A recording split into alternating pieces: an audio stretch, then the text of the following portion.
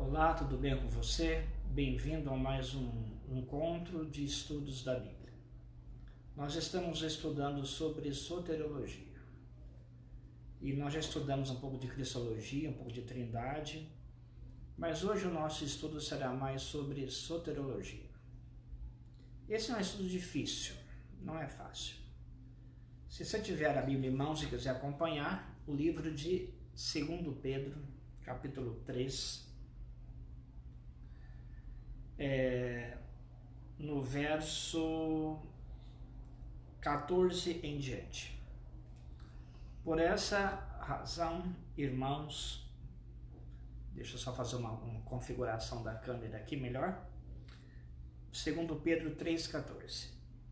Por essa razão, pois, amados, esperando estas coisas, empenhai-vos por serdes achados por ele em paz, sem mácula e irrepreensíveis. Aqui está claro que a obediência à lei do Senhor, os mandamentos, o caminho da piedade cristã é claro. E tende por salvação a longanimidade de nosso Senhor. O que é que vai salvar a gente? Deus é misericordioso, piedoso, longânimo, que ele decidiu isso lá no conselho eterno, antes dos tempos eternos. Como igualmente o nosso amado irmão Paulo vos escreveu, segundo a sabedoria que lhe foi dada. Pedro está dizendo que Paulo também escreveu cartas para a igreja e que Paulo era um homem sábio. E Pedro fala sobre o que Paulo fala dos assuntos de salvação lá nos livros de Paulo, como de fato costuma fazer em todas as suas epístolas. Então, se você pegar o livro de Filipenses, Colossenses, Romanos, Coríntios, Timóteo, tudo Paulo é o mesmo assunto. É salvação pela fé, Espírito Santo na vida da pessoa, obediência no Espírito, remontando aquela decisão do conselho eterno.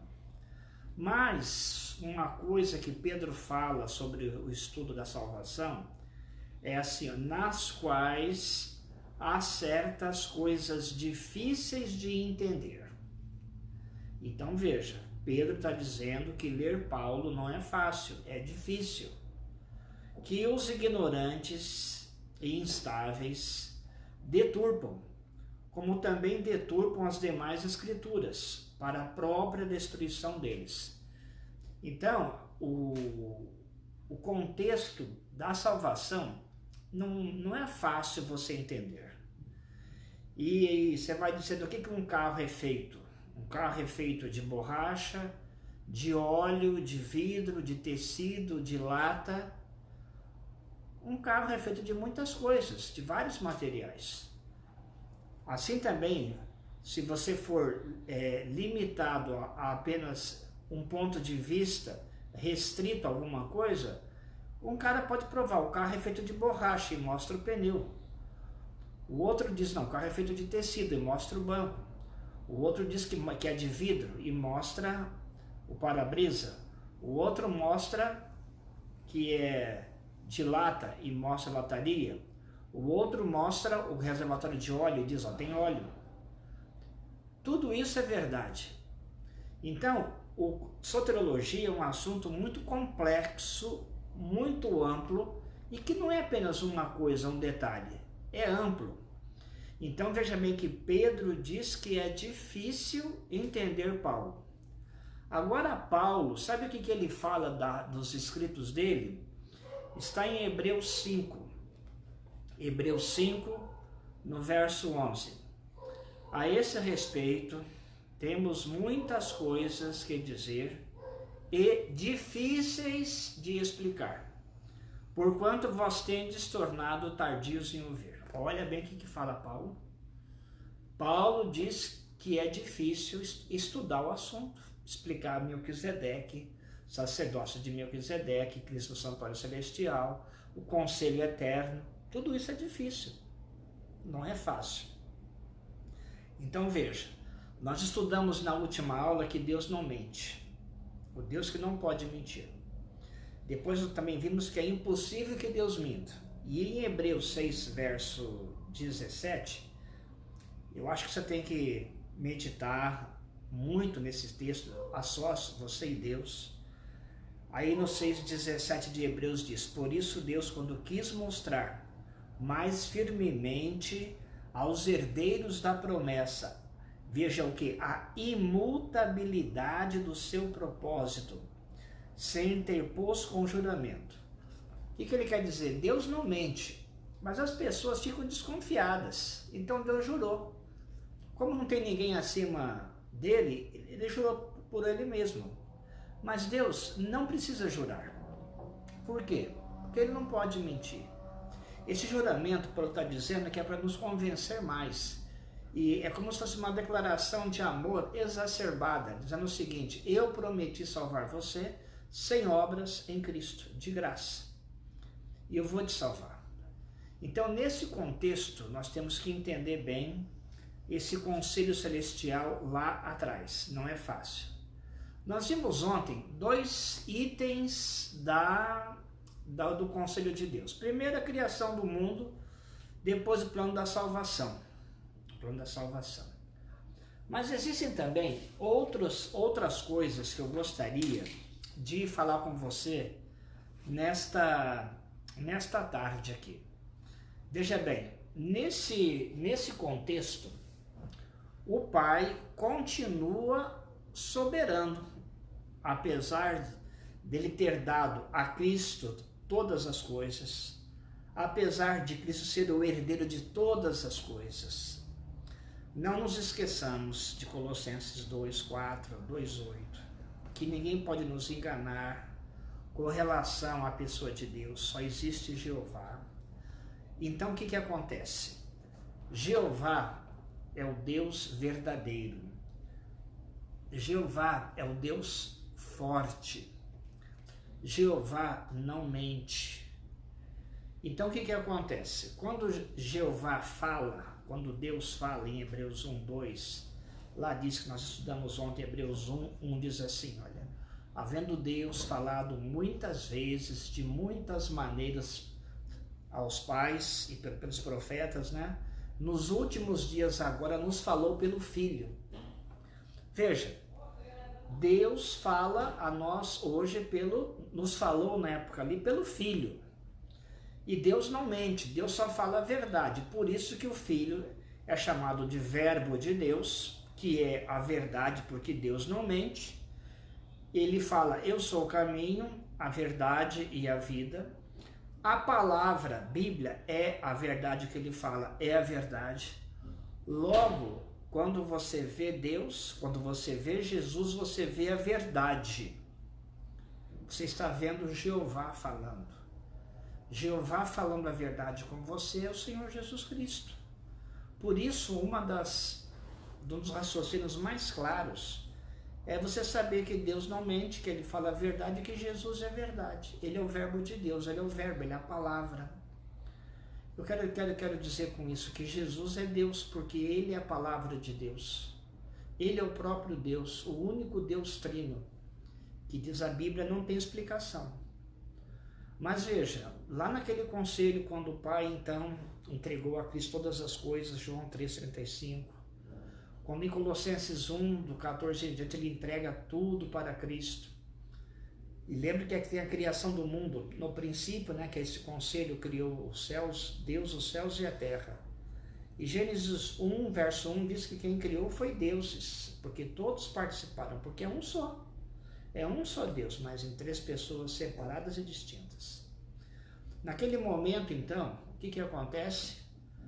O Pai entrega o reino a Cristo, está tudo profetizado para ali, para o Senhor Jesus, que vai ser cordeiro, vai ser rei, vai ser sumo sacerdote. Mas veja, o Pai não se submeteu ao Filho, foi o Filho que se submeteu ao Pai.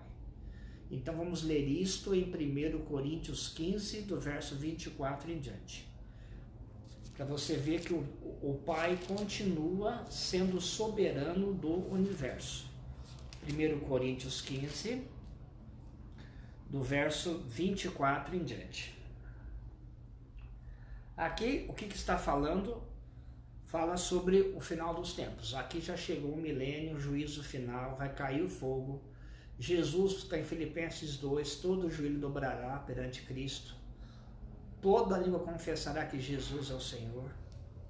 Então, diz assim, 15:24, 1 Coríntios.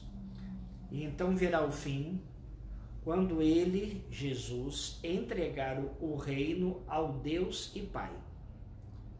Quando houver destruído todo o principado, bem como toda potestade e poder.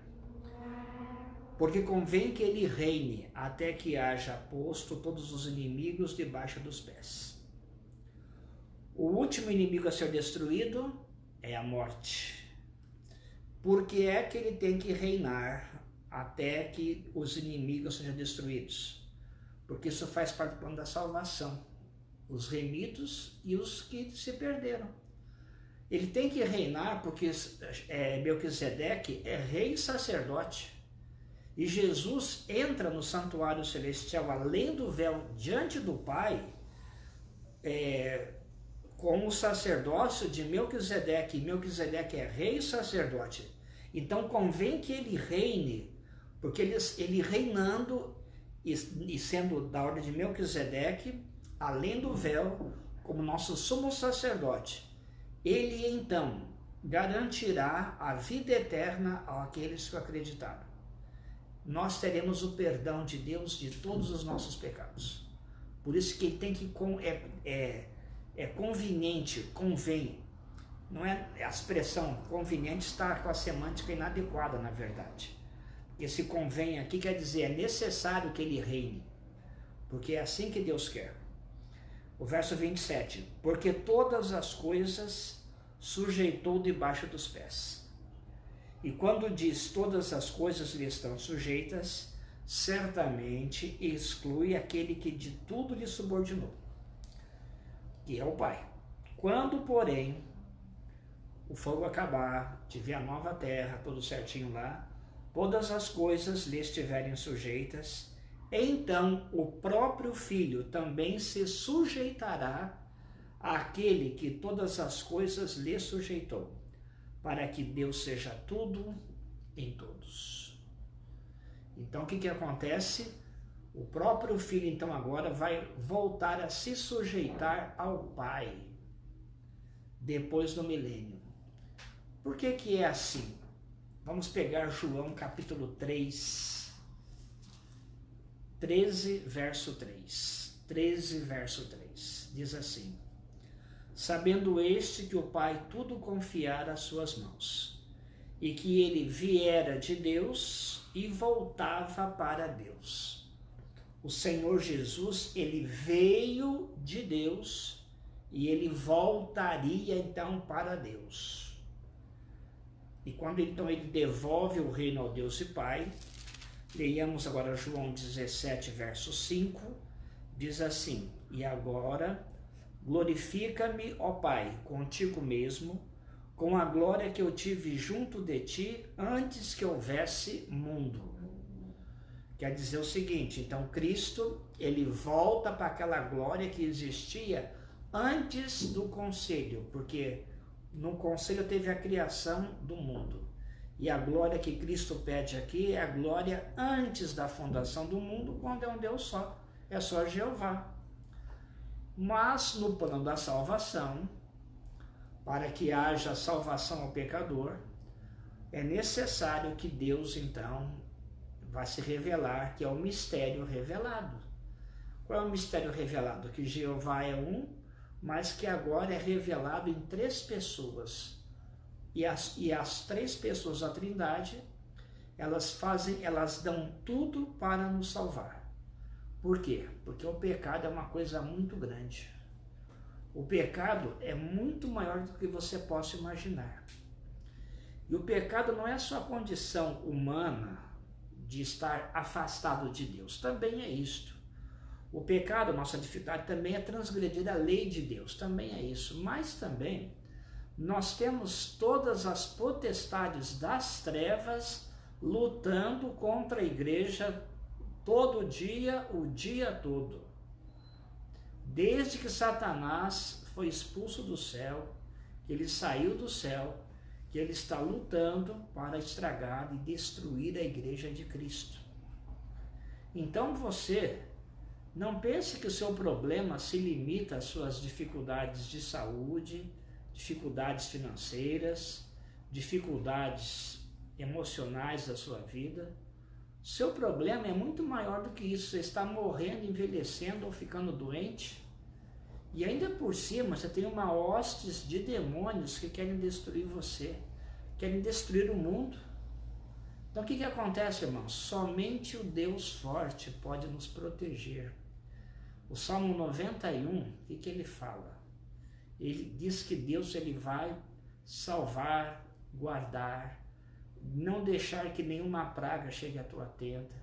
1000 cairão do teu lado, 10.000 à tua direita, mas você não será atingido, porque Deus é que te guarda. Não fosse assim, não haveria condição de salvação ou de vida para nenhum de nós.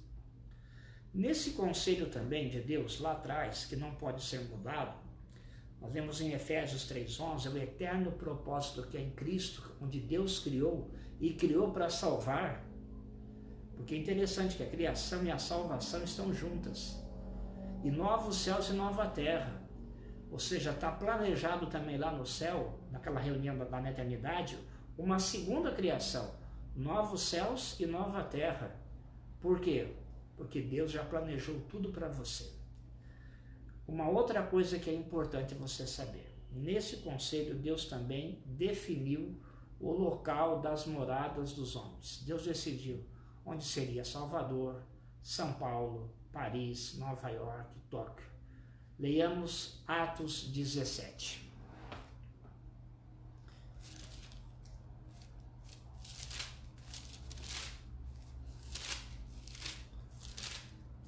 Em Atos capítulo 17,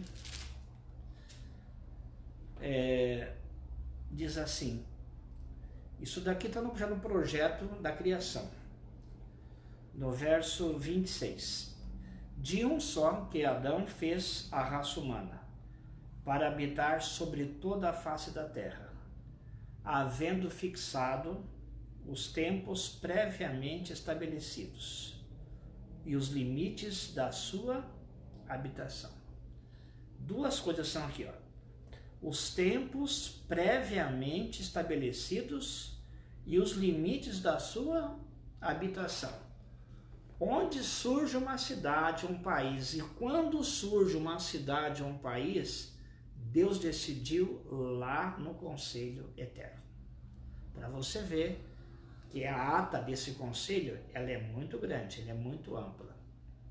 Uma outra coisa que Deus decidiu lá no conselho, Atos capítulo 1. Em Atos capítulo 1, no verso 6, é bem interessante isso daqui, que teremos algumas aulas sobre orientação profética. No verso 6 de Atos 1 diz assim, então os que estavam reunidos lhe perguntaram, Senhor, será este o tempo em que restaures o reino a Israel? Olha a pergunta dos caras. Eles queriam que Jesus voltasse para ser rei na época deles, lá do jeito deles. Respondeu-lhes então, olha o que Cristo fala, não vos compete conhecer tempos ou épocas que o Pai reservou pela sua exclusiva autoridade. Então veja, naquele conselho, a autoridade de Deus, da Trindade, ela está apenas com o Pai. Só o Pai decide as coisas, por incrível que pareça. Mas Jesus não é Deus? O Espírito não é Deus? Claro, é o mesmo Deus, mas nessa função é o Pai que decide.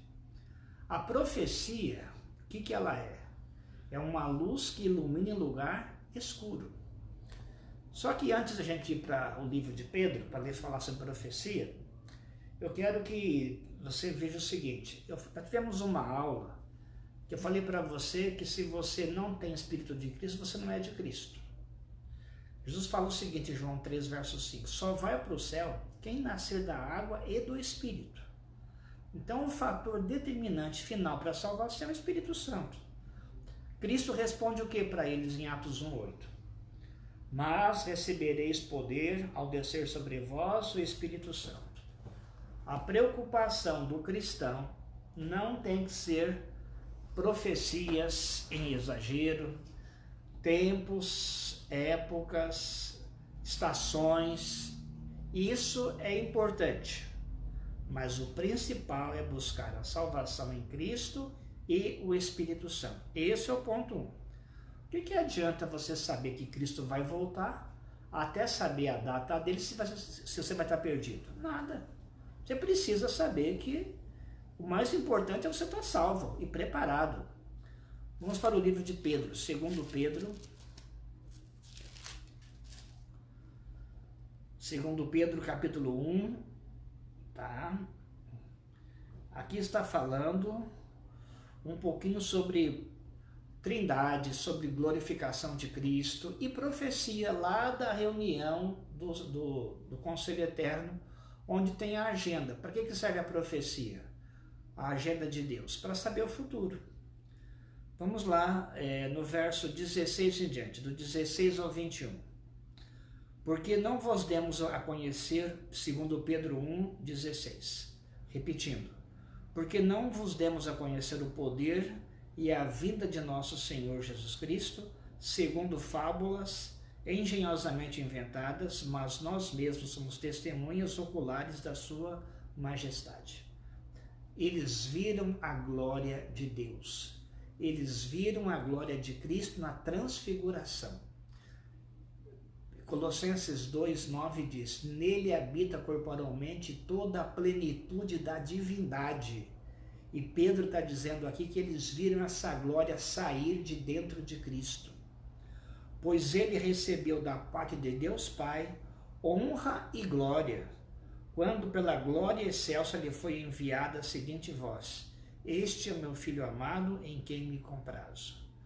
Ora, esta voz vinda do céu, nós a ouvimos quando estávamos com ele no Monte Santo. Temos assim tanto mais confirmado a palavra profética, e fazeis bem atendê-la, como uma candeia que brilha em lugar tenebroso, até que o dia clareie e a estrela da alva nasce em vosso coração. Ou seja, ele quer dizer o quê? Até que Cristo venha, que você vá para o céu, use a profecia, se oriente por ela, mas procure a salvação acima de tudo. Sabendo primeiramente isto, que nenhuma profecia da Escritura provém de particular elucidação, porque nunca jamais qualquer profecia foi dada por vontade humana. Entretanto, homens santos falaram da parte de Deus, movidos pelo Espírito Santo. Você vê aqui o Pai, você vê Cristo em glória, e você vê que quem dá a profecia é o Espírito Santo, e quem ilumina a profecia é o Espírito Santo. Eu quero falar um pouquinho agora para você que nessa reunião lá do céu, no Conselho Eterno, existe uma visão de Deus interessante. Toda a Bíblia, ela é o destrinchar, o desenrolar dessa reunião, desse Conselho de Deus. Em Números 23, nós terminaremos com isso hoje, em Números 23, aqui está uma história de um cara chamado Balaque, que vai corromper um profeta de Israel chamado Balaão, subornar, pagar uma quantidade de dinheiro para ele amaldiçoar Israel. E quando Balaão levanta a sua voz e levanta suas mãos em direção a Israel para amaldiçoar Israel, aqui nós vamos ver que o Espírito Santo toma posse da língua de Balaão, da boca de Balaão, e ele quer falar uma coisa e sai outra. Isso daqui tudo, gente, é um reflexo daquela reunião, daquele conselho, daquele propósito que não pode ser mudado, que é de salvar o homem de graça, sem obras, pela misericórdia. Todos os que confiarem nisso serão salvos. Então, o que fala aqui? No verso 19, nós lemos isso ontem, inclusive. Deus não é homem para que minta, nem filho de homem para que se arrependa. Porventura, tendo-lhe prometido, não o fará, ou tendo falado, não o cumprirá. Isso daqui é uma referência àquilo que Deus jurou lá atrás no conselho de Deus. Lembra lá do Salmo 110? E jurou, né? Tu és sacerdote segundo a ordem de Melquisedeque para sempre. Deus jurou. Com que objetivo ele fez isto? Salvar você. Então ele está dizendo o seguinte, o contexto aqui de Israel é o pior possível. Eles estão desobedientes, sofrendo pragas, sendo castigados, sujos, pecando, mas Deus, no seu eterno propósito de cobrir com a justiça de Cristo todo pecador, de purificar o seu povo, quando Deus olha do céu para Israel ou para a sua igreja, o que ele vê? Se eu olho gente que é fofoqueira, perversa, maldosa e etc e tal, coisas negativas. Mas Deus, quando olha lá do céu, ancorado na sua promessa eterna, porque ele fala, com amor eterno eu te amei. Lá ele já te amava tanto antes de fazer você. Ele te amava tanto que ele fez o plano da salvação e da criação antes da fundação do mundo. O cordeiro que foi morto desde a fundação do mundo. E Cristo, diz a Bíblia, morreu por amor. João 3,16, porque Deus amou o mundo de tal maneira que deu seu Filho unigênito. Então aqui, o que Balaão vai falar? Ele fala o seguinte, olha, o que Deus falou lá, o que o Espírito Santo fala através de Balaão, esse é que é o correto. O que ele vai falar? Ele fala o seguinte, Deus lá atrás disse que prometeu uma coisa e ele vai cumprir. O que é que ele vai cumprir que ele não vai voltar atrás? Verso 20. Eis que para abençoar recebi ordem. Ele abençoou, não o posso revogar. Em Efésios 1,13 diz que nós já fomos abençoados lá naquele conselho celestial com todas as bênçãos espirituais em Cristo. Deus não pode abençoar você mais do que ele já abençoou, porque tudo que ele podia fazer já foi feito lá atrás. Agora só vem se cumprindo. E esse cumprimento, o desenrolar daquele projeto lá, daquele programa, ele não será alterado de maneira nenhuma, ele cumprirá. Então agora em verso 21, como é que ele vê o povo de Israel pecador? Não viu iniquidade em Jacó, nem contemplou desventura em Israel. O Senhor seu Deus está com ele, no meio dele se ouvem aclamações ao seu rei. Veja, Deus não vê pecado, Deus não vê transgressão, Deus não vê iniquidade, porque Cristo cobre com a sua justiça aquele povo. O que Deus vê? Lá naquela época, Deus está olhando para o deserto, mas ele está tendo uma visão de dois momentos. O rei, veja bem aqui, né? O Senhor seu Deus está com ele, e no meio dele se ouvem aclamações ao seu rei. Nós temos dois momentos aqui que o povo de Israel vai aclamar o Senhor, o Rei Jesus. Domingo de Ramos.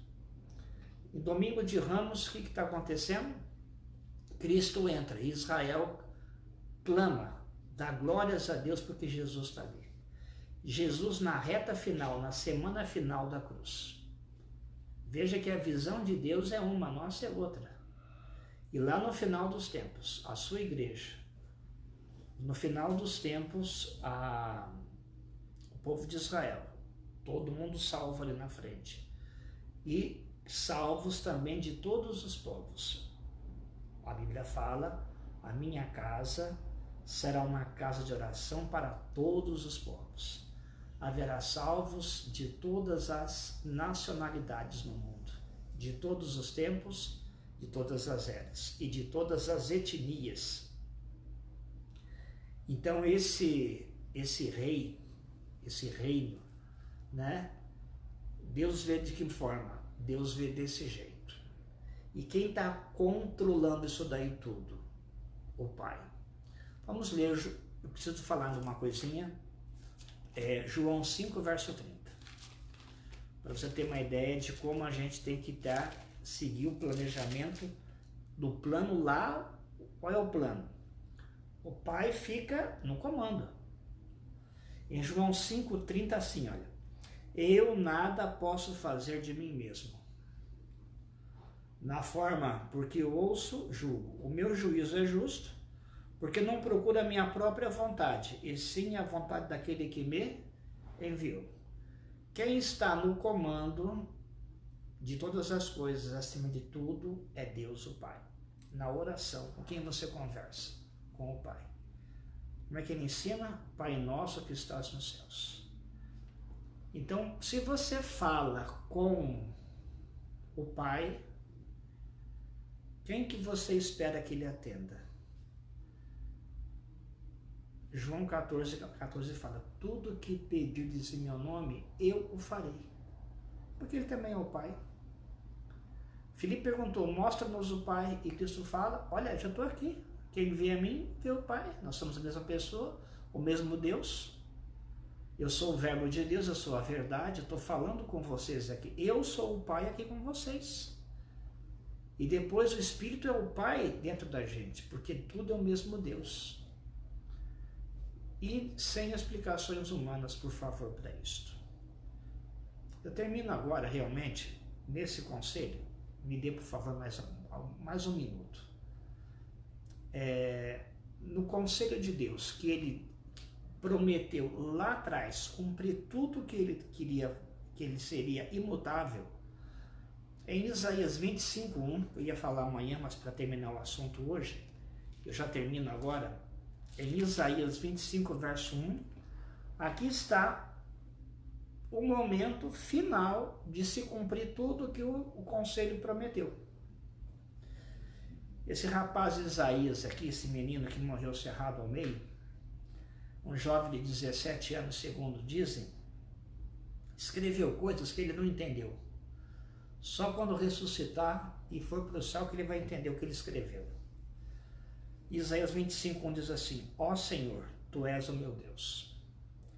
Exaltar-te-ei a Ti e louvarei o Teu nome, porque tens feito maravilhas e tens executado os Teus conselhos antigos, fiéis e verdadeiros. Isaías 25:1 nada mais é do que a ata final da ata inicial. Veja, lá atrás teve a ata, né, com todas aquelas decisões, tudo que ia acontecer. Mas Isaías 25:1 está dizendo o seguinte, tudo que ele prometeu, ele cumpriu. Os conselhos antigos, fiéis e verdadeiros. Ele não mentiu em nada, ele salvou de graça todos os que creram. Pela misericórdia, pela compaixão e pela piedade, sem que nenhum de nós merecesse. E se nós crermos que esse Deus é poderoso, Ele irá nos salvar. Por isso que o Cântico dos Remidos, eu não sei a letra, mas isso daqui vai fazer parte. O Cântico dos Remidos, os anjos não cantam, só nós um dia cantaremos no céu. Porque virando a folha aqui na minha Bíblia, aqui está falando sobre o quê? O dia final do juízo final. 25:8. Tragará a morte para sempre? Final do milênio. E assim enxugará o Senhor Deus as lágrimas de todos os rostos. Apocalipse 21:4. E tirará de toda a terra o opróbrio do seu povo, porque o Senhor falou. Falou quando? No conselho eterno. Lá atrás, no primeiro dia, no princípio. E aqui está dizendo que ele cumpriu. E nós, os salvos, o que é que nós vamos falar? Naquele dia se dirá, eis que este é o nosso Deus, em quem esperávamos, e ele nos salvará. Este é o Senhor. a quem aguardávamos, na sua salvação, exultaremos e nos alegraremos. Porque naquele dia, que é o dia eterno, quando começa o dia eterno? Só para quem quiser acompanhar comigo, tá? O último verso de 2 Pedro. Nesse dia eterno ele fala assim: antes crescer na graça e no conhecimento de nosso Senhor e Salvador Jesus Cristo. A Ele seja glória, tanto agora como no dia eterno. O que é o dia eterno? O dia da segunda vinda dele. Não terá mais noite para os salvos. Dia eterno. Acabou a escuridão. Na nova cidade não tem sol, não precisa de sol. O Cordeiro é a luz. É o dia eterno. Então, naquele processo do milênio ali, Deus cumpriu sua palavra. Ele nos salvou. Ele não mente. Se Ele prometeu te salvar, Ele não vai desapontar você. Por isso, Hebreus 6:17 fala que a promessa, esse propósito não pode ser alterado, não pode ser de nenhuma forma adulterado, ele será cumprido à risca. A risca é a promessa: eu morrerei no lugar de vocês, terei compaixão porque eu decidi isto, morrerei, perdoarei os seus pecados e sararei a sua terra. Deus abençoe você. A gente se vê na próxima aula. Vamos orar. Senhor nosso Deus, que nós acreditemos nas suas maravilhosas promessas do conselho eterno. E que nós também um dia cantemos lá no céu o cântico do Cordeiro. Que essa promessa de Isaías 25:1, que está tudo completado nesse conselho, seja uma realidade na nossa vida hoje e para todo sempre. Nós oramos em nome de Jesus. Amém.